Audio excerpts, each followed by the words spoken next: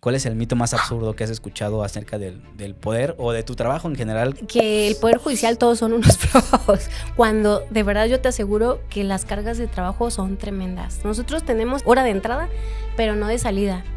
El Poder Judicial es una verdad, hay que admitirlo. Ahí está muy alejado de la ciudadanía. Nos estamos dando cuenta que en efecto la gente no sabe qué es el Poder Judicial. Le dices Poder Judicial, inmediatamente lo relaciona con un policía, antes los policías judiciales.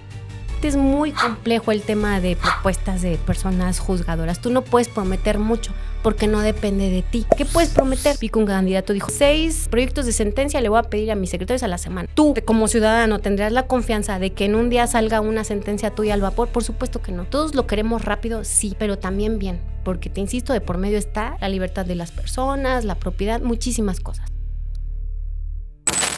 Bienvenidos a un nuevo episodio del podcast El Arte de Ser. Hoy estoy con Dani García. ¿Cómo estás? Bienvenida. Hola, muy bien, Costo, ¿cómo estás? Muy tardes. Bien, muchas gracias. Tardes, noches, no sabemos Días. La gente días, sí, Claro. en qué contexto le está escuchando. Pero bienvenida. La gente que está viendo este contenido ya vio un título, posiblemente vino de un clip, ya vio tu cara en la portada. Entonces me gustaría que demos como este contexto. Tú estás trabajando en el área de justicia de este país. Vamos a desglosar más adelante esa parte. Pero algo de lo que me interesa mucho platicarte o conocer tu perspectiva es cuando pasé de ser niño a adolescente, cosas de las que más me preocupaban era el cómo la justicia podría arruinar mi vida. O sea, llegar a un lugar por las situaciones incorrectas que me castigaran por algo que yo no había hecho y me daba un buen de miedo y vivía aterrado y dejaba de hacer cosas por ese miedo. ¿Puede pasar ese caso? Es algo que... Claro, pues con la justicia nos vemos involucrados desde chiquitos, la justicia de la mamá, ¿no? Y ya después, ahora, ya de adultos, muchas veces no sabemos, pero desde que despertamos, encendemos la luz, con temas jurídicos estamos involucrados. ¿Por qué? Porque encendemos la luz y no es ya gratis, no hay un contrato, por ejemplo, de prestación de servicios de por medio. Abrimos el grifo del agua, igual salimos, tomamos el transporte público, no sé, de repente algo pasó que de la nada la persona del transporte público, el conductor, te dice de la nada, ¿sabes qué? En lugar de 5 pesos son 50 pesos, ¿no? Entonces ahí como que es como que ¿por qué? O sea, todo el tiempo estamos involucrados con temas de justicia y derecho y no nos damos cuenta. Tenía razón en tener ese miedo. Tenías razón. Y hay algo una certeza en cuestión de que, ok, sí, pero tú no eres malo, o sea, no eres una mala persona, no tienes por qué temer si no haces cosas malas, ¿no? O sea, Claro, si haces cosas malas, por supuesto, debes tener certezas, que certezas te las darán. te las de la justicia. Platica un poco más de eso, qué tipo de certezas, qué tipo de casos. Particularmente me gustaría conocer muchos ejemplos de casos en las que alguien pueda relacionarse con eso, porque a veces lo vemos muy alejado, ¿no? O sea, es como de, ay, sí, paso por la calle y veo el edificio del Poder Judicial, que es quien se encarga de repartir justicia, y lo ves completamente alineado, lo ves en la tele y dices que es que eso no me corresponde, eso no me toca, pero me gustaría conocer casos en los que sí realmente está a la vuelta de tu casa, Vital. Es muy común, la verdad, pero siempre pensamos, es como la enfermedad, siempre pensamos que a nosotros no nos va a ocurrir, es cierto. Estamos más cerca de temas relacionados con el derecho que nunca. Por ejemplo, cuando vas a una institución de salud pública y te niegan el suministro de algún medicamento, mucha gente se queda, no, pues que no tuvo el hospital el medicamento. Y ahí se acabó la cosa, ¿no? Tú puedes promover un juicio de amparo, quizá posteriormente platiquemos un poquito pues, con cuestiones sumamente técnicas, porque es una autoridad quien te está negando ese derecho a la salud, la Constitución te protege tu derecho a la salud. Entonces no es una cuestión que quede nada más así porque sí, si tú así lo quieres. Puedes utilizar los mecanismos legales idóneos que están a tu alcance para poder combatir esa decisión que muchas veces es arbitraria por parte de las autoridades. Y cómo...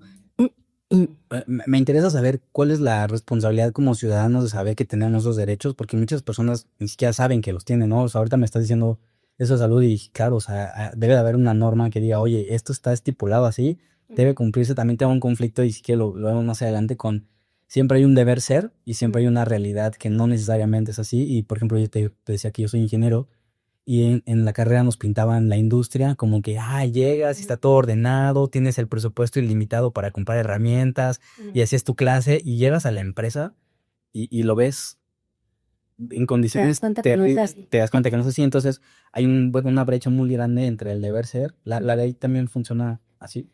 Pues podría decirse que sí, el deber ser está en la ley, ¿no? Claramente, el ser pues está en los actos de nosotras como ciudadanía, también de las autoridades, que muchas veces el actuar de las autoridades es arbitrario o el actuar de las personas pues también no es el correcto. También es así que hay personas que cometen delitos, entonces es el ser.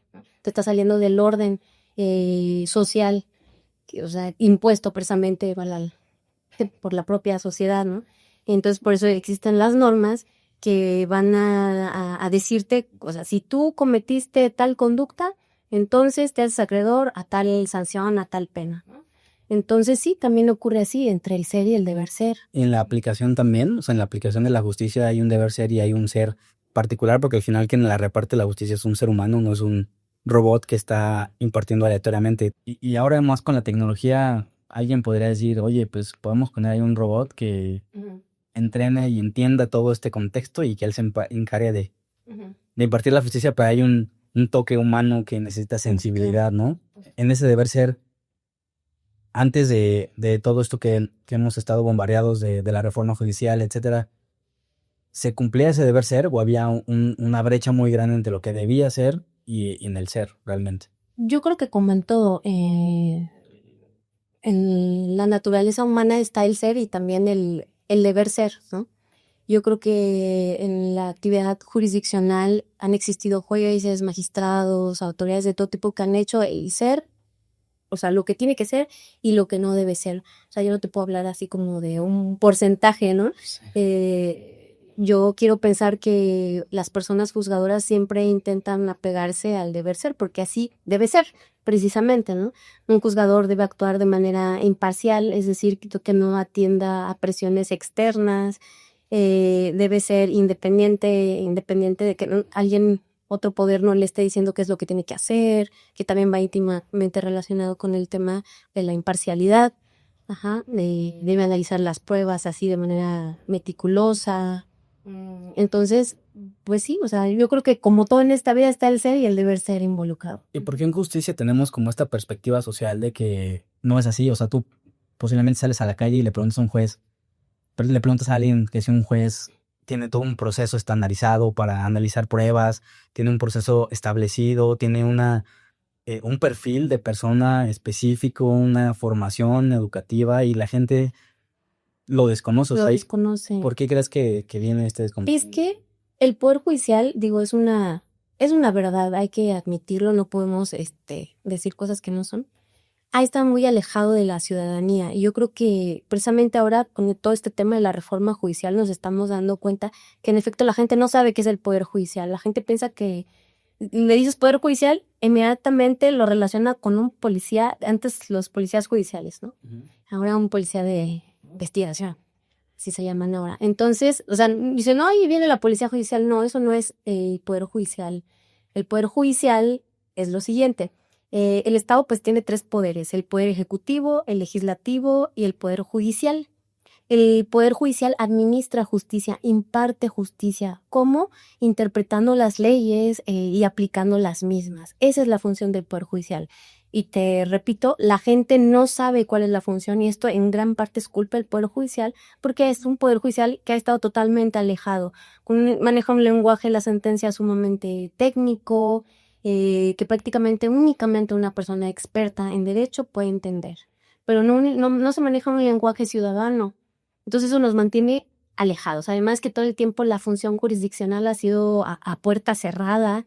Yo he platicado con gente últimamente que me comenta, es que yo siempre he visto a los jueces, juezas, magistradas como dioses, semidioses aquí. O sea, hay que admitir que han existido errores por parte del Poder Judicial y yo creo que es uno de los principales, el poner una barrera entre las personas justiciables y pues el juzgador, la juzgadora. Cuando te toca explicarle a tus papás, ¿tu familia se dedica al derecho también? Sí, Ok. prácticamente todo. Te lo iba a preguntar porque cuando no, tienes que aprender a explicar desde cero a las personas que están a tu alrededor, ¿no? Y no solo a la persona que Por conoces supuesto. ahí.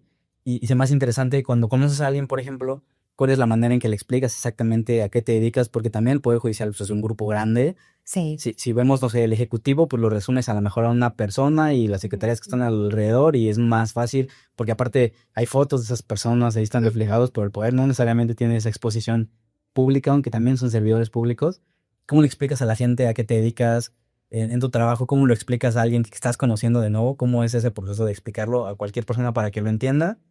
Y posiblemente no que se le haga interesante, pero de que cuando te estás vendiendo con alguien, quiere ser interesante, ¿no? O sea, Claro. hacer ver que lo que tú haces es interesante. ¿Cómo le haces para explicar exactamente lo que Para haces? empezar, se cuesta trabajo, precisamente por el tecnicismo que se maneja en la función jurisdiccional. Yo, por ejemplo, trabajo en un tribunal colegiado de circuito en materia penal y administrativa. Soy secretaria. ¿Qué significa? Los secretarios, las personas secretarias hacen los proyectos de sentencia que va a revisar el jefe, un magistrado, y él a su vez lo somete a consideración de otros dos magistrados, toman una decisión colegiada ellos con relación a los casos, ¿no? Ok, quiero detenerme un poco ahí, porque también es importante ver como la escala en la que estamos hablando. Sí. Hablamos ahorita de un poder judicial que es a nivel federal, Sí, pero también hay un poder judicial local. así es. ¿Podemos explicar esas diferencias o cómo funciona desde lo más pequeño hasta... Hasta lo largo. Sí, mira, el Poder Judicial Federal, pues como tú dices, es el top, básicamente, ¿no? El órgano máximo del Poder Judicial de la Federación, te decía que hay tres poderes del Estado, el Ejecutivo, Claudia Sheinbaum, nuestra presidenta, pues es la máxima representante del Poder Ejecutivo, del Poder Legislativo, el Congreso de la Unión, que se conforma de la Cámara de Diputados y Senadores, conforman el Poder Legislativo, y después está el Poder Judicial, que el máximo representante del Poder Judicial de la Federación es la Suprema Corte de Justicia de la Nación a través de su presidente o presidenta actualmente. Y de ahí pues está también el Poder Electoral Federal, que también está los tribunales colegiados de circuito, los juzgados de distrito. Esa es, digamos, la jerarquía a nivel federal, y a nivel local. Y el Poder Judicial de la Federación resuelve controversias, asuntos que tienen que ver con leyes a nivel federal. Para decirlo muy sencillo, que tienen cierta trascendencia a nivel nacional. Ujú. Y el Poder Judicial local, que en primer término los estados, por ejemplo el estado de Querétaro, el estado de México, San Luis, Morelos, tienen sus tribunales superiores de justicia, tienen salas, están jerárquicamente arriba, hay magistrados, hay salas penales, salas mixtas, salas civiles atendiendo a la materia, y posteriormente hay juzgados de primera instancia, juzgados menores, etcétera, ¿no? Esa es más o menos la jerarquía, pero ¿cuál es la diferencia entre el Poder Judicial local y el Poder Judicial federal? Que, como te decía, básicamente que el Poder Judicial Federal atiende o tiene relación con normas, leyes de carácter federal de interés nacional, y el Poder Judicial local con normas locales, estatales. La trascendencia es un poquito menor. Por ejemplo, cuestiones que tienen que ver con herencia, con guardia y custodia, delitos que no son federales, a diferencia de los que son federales, de la trascendencia nacional, por ejemplo, que puede tener un delito relacionado con narcotráfico, con delitos fiscales. Quiero atenderme en esta parte. Cuando le comento un delito, ¿quién se encarga de clasificar si es un delito federal, a qué instancia le corresponde? En esta parte, ¿cómo es el proceso? Sí, Yo cometo un delito, ¿cuál es? Sí, la misma ley te lo marca. La misma ley, sea federal o local, el Código Penal estatal, te marca, está por decirlo, un catálogo. Hay catálogos. Ok. Y ese catálogo, si trasciende el local, lo atiende el federal, y entonces supongo que en esta localidad hay alguien que se encarga de repartir justicia, ¿no?, con temas federales. Y alguien con temas locales. Ok. Palabras sencillas, así es. Y cada estos representantes está localmente aquí en Querétaro. O sea, hay encargados de repartir justicia de delitos federales aquí en Querétaro. Aquí en Querétaro y de delitos locales también aquí en Querétaro. Enfocado, sí, en materia penal. Ok, volviendo un poco a lo que tú hacías actualmente, ¿cómo le explicas a alguien que no sabe exactamente qué hace? Ok, ¿qué hago? Exactamente. Pues yo le puedo decir, mira, ¿qué es lo que hacemos en un tribunal colegiado de circuito? Bueno, en primer lugar, revisamos las sentencias que dictan jueces federales, porque un tribunal colegiado de circuito, los magistrados son, así les llamamos, y ahorita vamos a llegar a eso, un órgano terminal. O sea, lo que decidan ellos prácticamente ya no hay más. O sea, un caso puede pasar por las manos de varias juzgadoras, pero concluye en un tribunal colegiado y excepcionalmente en la Suprema Corte de Justicia de la Nación. ¿Y qué es lo que yo hago? Pues reviso que las sentencias de los jueces federales, por ejemplo, en este tema del derecho a la salud, no, es que, ¿sabes qué? El IMSS no me quiso suministrar este medicamento. Entonces, promuevo una demanda de amparo porque se está violando, yo considero, mi derecho humano a la salud que me protege la Constitución mexicana y tratados internacionales, bla, bla, bla. Entonces, yo acudo ante este juez federal, le hago saber esta cuestión y él dicta una sentencia. Puede ser favorable a mis intereses o no favorable. Supongamos que a Perenganito de tal la sentencia no le fue favorable. Entonces él acude ante un tribunal colegiado donde yo trabajo y me dice, ¿sabes qué? Yo estoy inconforme con esta sentencia. Yo creo que es violatoria de mis derechos humanos. El juez de distrito, el juez federal, no lo hizo bien.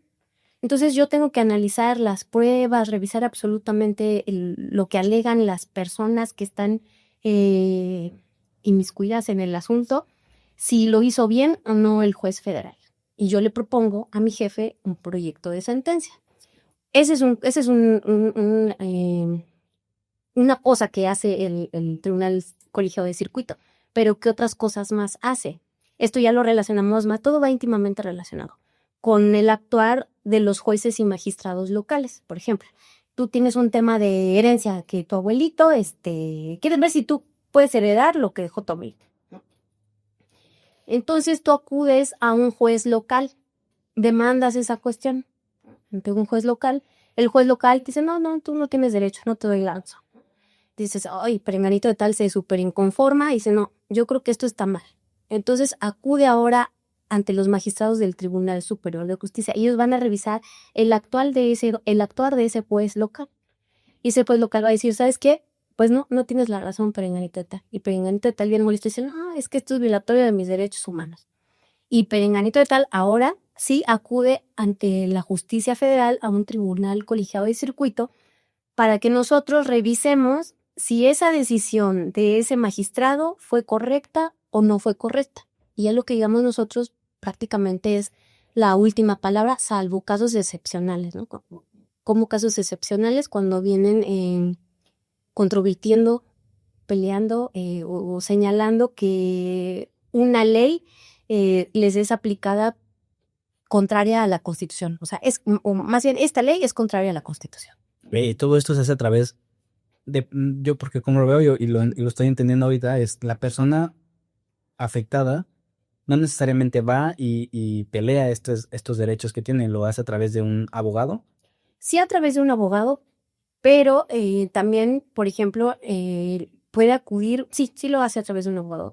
Pero en este caso hay mucha gente que no tiene abogado y el Poder Judicial, por ejemplo, tiene una defensoría pública y defensores públicos federales que también pueden llevar todo este tipo de trámites. Esto te lo pregunto porque sabemos que hay personas dedicadas a eso y nosotros solo vemos a un abogado y pensamos en la persona que va a cobrarte el Coppel cuando ya dejaste de pagar hace un buen de tiempo y va a embargarte, y no necesariamente para eso. O es una persona que posiblemente ve por tus derechos laborales hay pelea contra tu empresa y te devuelve la lana que te debieron.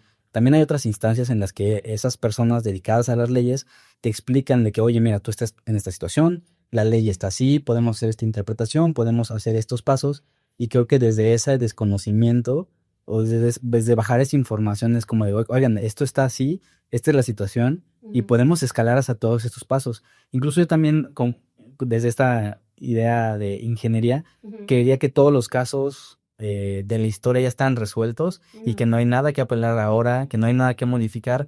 Normalmente en las leyes, pues para eso hay una Cámara de Diputados, una Cámara de Senadores que se reforma en función de la actualidad, de la coyuntura, y se va cambiando la ley, y entonces todo eso arrastra una ola de consecuencias que todo eso va revisándose eventualmente, ¿no? Claro. ¿Puedes platicarme alguna situación que haya cambiado, no sé, hace 10 años que entraste al poder, o hace algún tiempo de tus primeros casos que ahora se resuelve de otra manera distinta?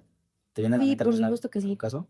Sí, fíjate, por ejemplo, es un tema muy técnico, voy a intentar comentarlo de la manera más sencilla posible, pero, por ejemplo, la ley de amparo ahora prevé el interés jurídico y el interés legítimo para que tú puedas promover el juicio de amparo, ¿no? Por ejemplo, siguiendo con esta línea del caso del derecho a la salud. A ti fue a quien te negaron el acceso o más bien el suministro de estos medicamentos. Pues tú tienes el interés jurídico para poder acudir, ¿no?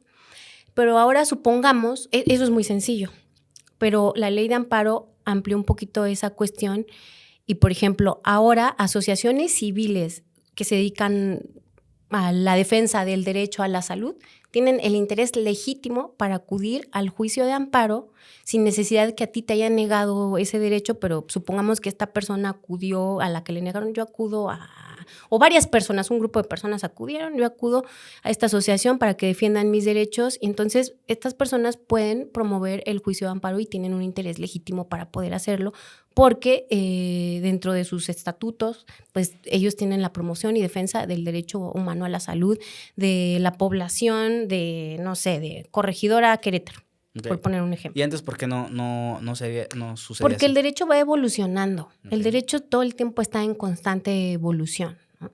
Y muchas veces así nació el derecho porque en ese momento, en el momento en que surgió la norma, pues tal vez no se visualizaba más allá, ¿no? Y conforme va pasando el tiempo, se va visualizando que hay muchas cuestiones que deben estar más abiertas para que la justicia pueda tener un mayor alcance. Otra vez voy como a esta parte de que no todo está escrito entonces, no todas las soluciones que se han dado es la única opción que puede suceder. No, por eso supuesto todavía no. Cuando te sentencian todavía tienes esa esperanza de proponer un juicio de amparo, que supongo que es como un... no sé cómo explicar la palabra tal cual, pero es como si tuvieras otra carta que puedes elegir y tienes esa otra opción. Es la última y de las más importantes, porque ahí se va a resolver si tus derechos humanos fueron violados o no. Y si fueron violados, se le va a ordenar a la autoridad, a cualquier autoridad del país, sea judicial o no pertenezca al poder judicial, que restituya tus derechos violados, que repare esos derechos humanos que fueron violados. Tú que estás del lado del Poder Judicial, se me hace muy interesante los mitos que tiene la gente sobre ciertas profesiones, particularmente los mitos que tiene la gente acerca de la política. A mí son temas que me interesan mucho conocerlos y desmenuzarlos.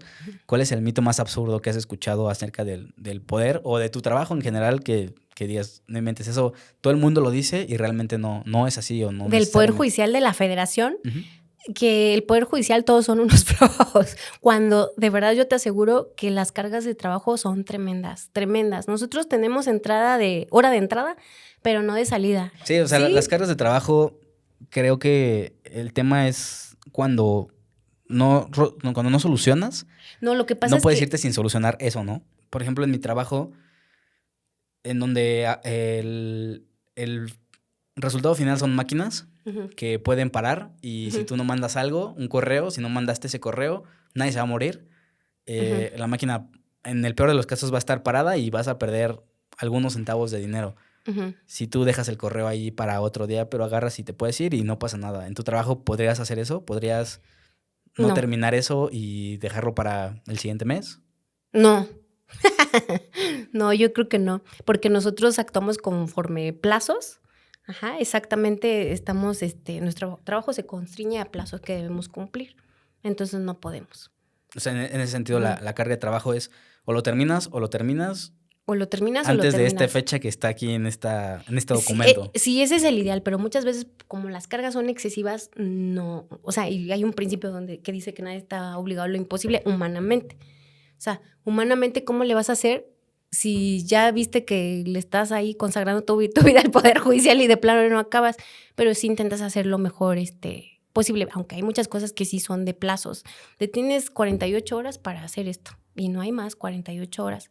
Y una sentencia en ese plazo a veces de un caso que te acaban de aventar es muy corto, cuesta muchísimo trabajo, requiere mucha dedicación, mucha concentración, mucha investigación y después sentarte y plasmarlo. Es un arte hacer una sentencia. En ese mismo tenor de la carga de trabajo, supongo que hay una vocación detrás de todo esto de querer hacerlo, querer resolverlo, querer ayudar a alguien al final de cuentas, porque una sentencia trasciende a una persona y afecta a una persona, afecta a una vida, afecta a un contexto social importante. ¿Nunca hubo un momento en el que dijiste ya no quiero esto para mí? O sea, ya no... No, la verdad es que no. Yo siempre he tenido vocación de servicio. Me encanta mi trabajo. Me parece que es un trabajo muy pesado, de muchísima responsabilidad, que de por medio efectivamente está la libertad de las personas, el patrimonio. Y a mí me apasiona estar de este lado. Yo antes litigué, o sea, llevé casos por mi cuenta, pero la verdad no me resultó muy atractivo que digamos. Digo, es bonito también, pero me gusta estar de este lado, del lado de la impartición de justicia. ¿Qué hay de diferencia de estar litigando? Porque también estás... Muchísima. Tienes la misma responsabilidad también, tienes ese impacto en las personas. Pero hay muchísima, porque tú atiendes a los intereses de un cliente, de una cliente, cuando llevas un asunto.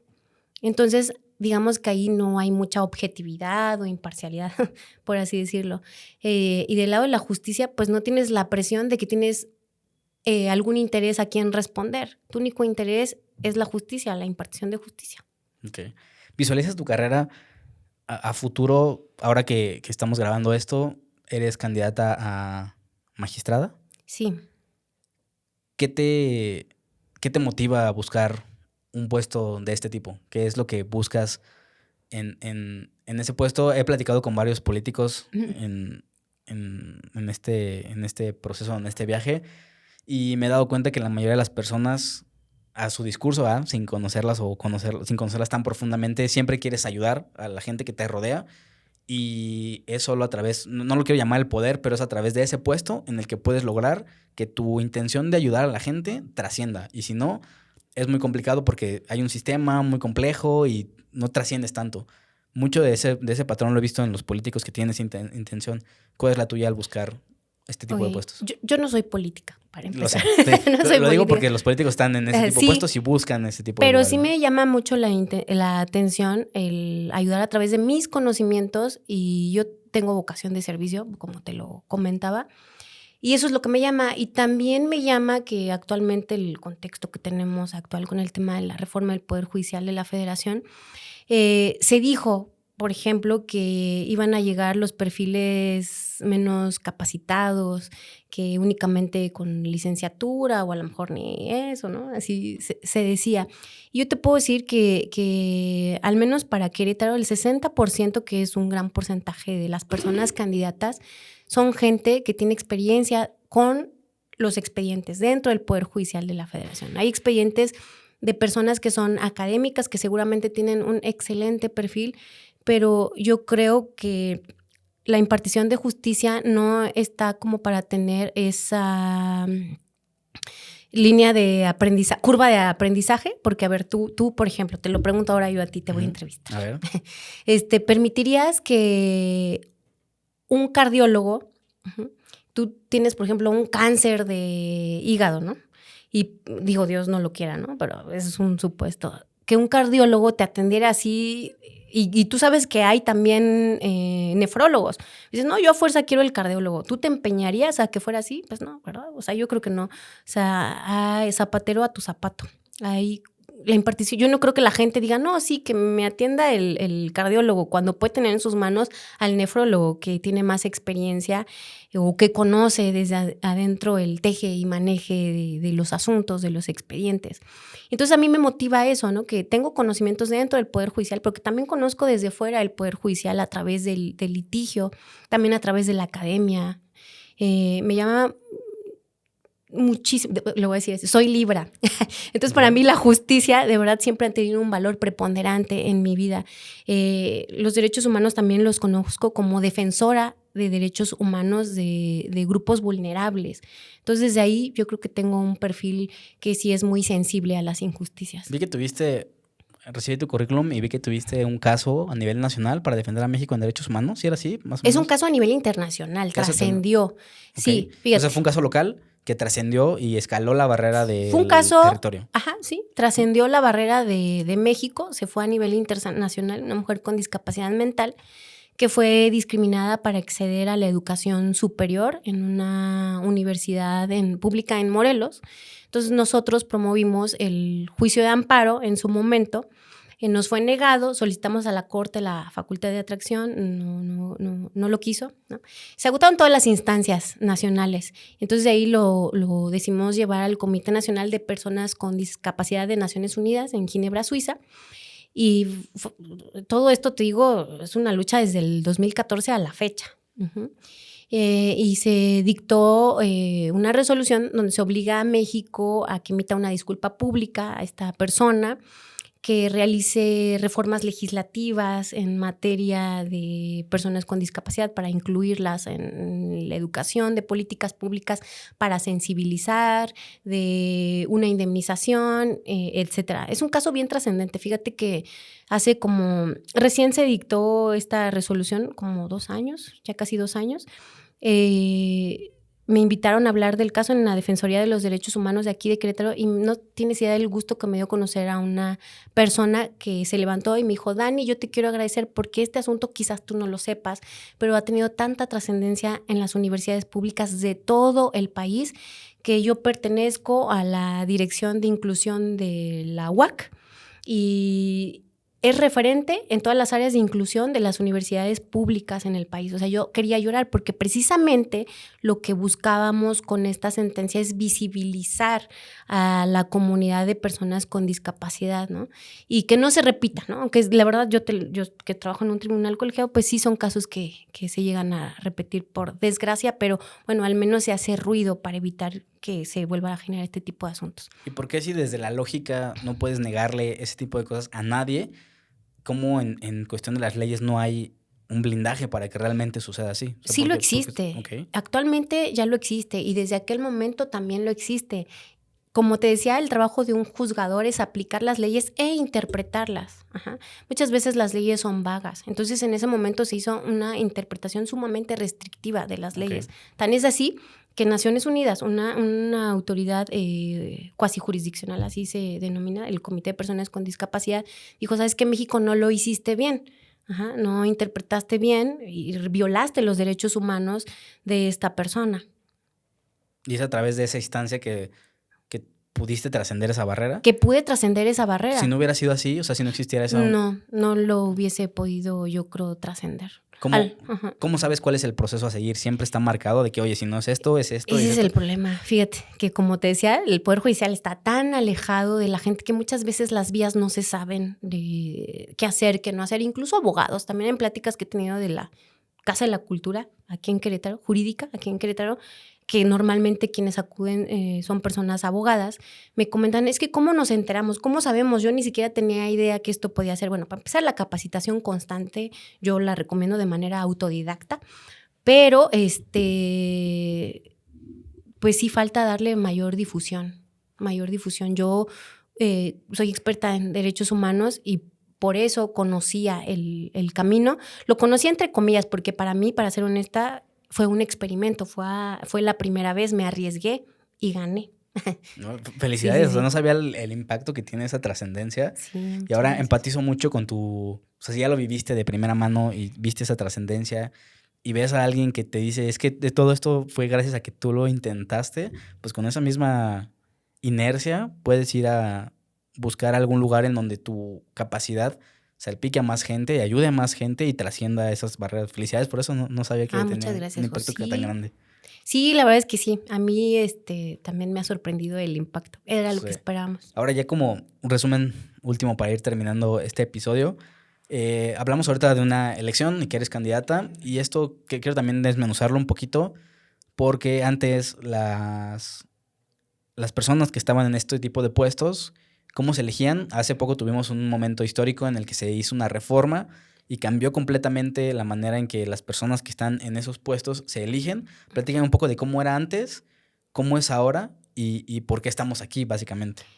Antes era a través de lo que llamamos carrera judicial. O sea, llegabas desde el puesto más bajo y podías llegar a través de exámenes de oposición hasta el puesto más alto.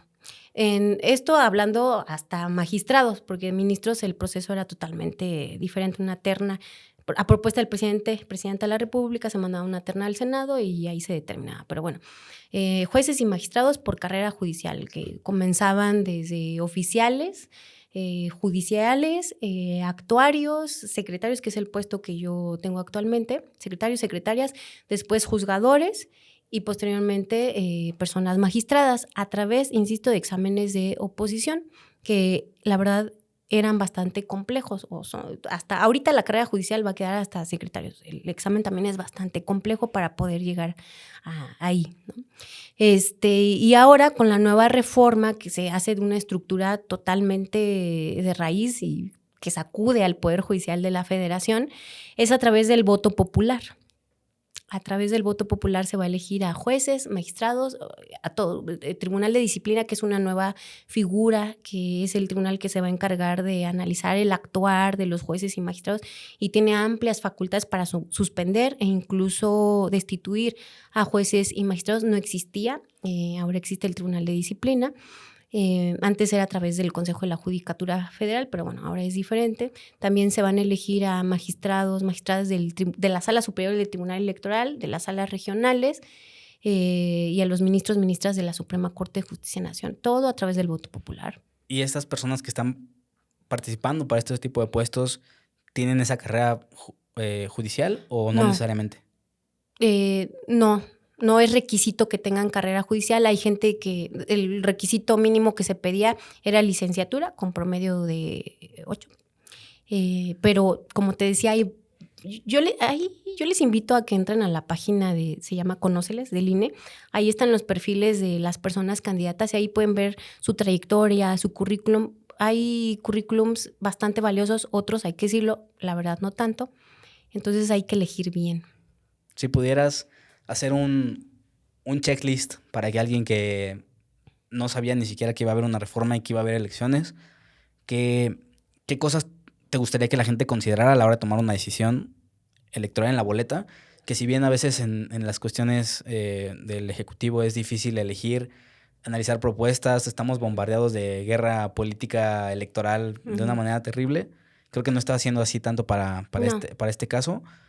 ¿Cuál sería el tipo de cosas que recomendarías que la gente analice a la hora de... Para mí los perfiles, sí, de la trayectoria, yo creo que es sumamente importante. Para mí también es importante, yo lo digo como ciudadana, que también voy a votar, gente con carrera judicial, porque como te decía hace un momento, yo creo que es importante que se haya tenido experiencia con el teje-maneje del Poder Judicial, con los expedientes. Es difícil, si nunca en tu vida has hecho una sentencia, poder sentarte en la silla como juzgador a poder decirle a alguien más si lo hizo bien o lo hace mal. ¿Cómo tú le vas a dar órdenes a alguien sobre un tema que en tu vida has hecho? Yo también recomiendo que analicen que sean perfiles que estén alejados de partidos políticos. Para mí eso es de suma importancia porque puede ejercer cierta presión hacia candidatos, esa cuestión a la hora de tomar decisiones jurisdiccionales. Las propuestas, mira, básicamente es muy complejo el tema de propuestas de personas juzgadoras. Tú no puedes prometer mucho porque no depende de ti, en realidad. No es como que sales a la calle y voy a taparles este bache porque... No hay forma. ¿Qué puedes prometer? O sea, tu obligación es, voy a ejercer justicia de manera imparcial, siempre apegada a la Constitución, a los tratados internacionales de los que México es parte. Yo he visto que hay personas candidatas que dicen, no, yo voy a acabar con el rezago dentro del Poder Judicial. Bueno, en un tribunal colegiado eso es muy difícil porque no depende de una sola persona, depende de 3. Ajá. Y tampoco depende solamente del magistrado o la magistrada, sino del número de juzgados, de tribunales, del número de personal, y eso sale de tu alcance. Tú no tienes el poder de decisión de ampliar el número de de personal que vas a tener en tu tribunal. Entonces es un poco complejo decir eso, o decir, en 24 horas yo lo voy a resolver. Sí, espérate, a veces tienes que analizar 60 horas, ya no te da entonces las 24, ¿no? De audiencia, 60 horas de audiencia, 30 tomos de expediente. Es ilógico, totalmente ilógico. También he visto, no sé de qué circuito sea, pero vi que un candidato dijo, no, 6 proyectos de sentencia le voy a pedir a mis secretarios a la semana. O sea, tú como ciudadano tendrías la confianza de que en un día salga una sentencia tuya al vapor. Por supuesto que no. Todos lo queremos rápido, sí, pero también bien, porque te insisto, de por medio está en juego la libertad de las personas, la propiedad, muchísimas cosas, muchísimas cosas. De acuerdo. ¿Cómo te vamos a encontrar en la boleta? ¿Cómo vamos a identificarte exactamente? Yo voy a estar en la boleta rosa, voy a aparecer con el número 3 y comienza por apellido García Vara, Daniela Ivette. Va a haber, es como un melate.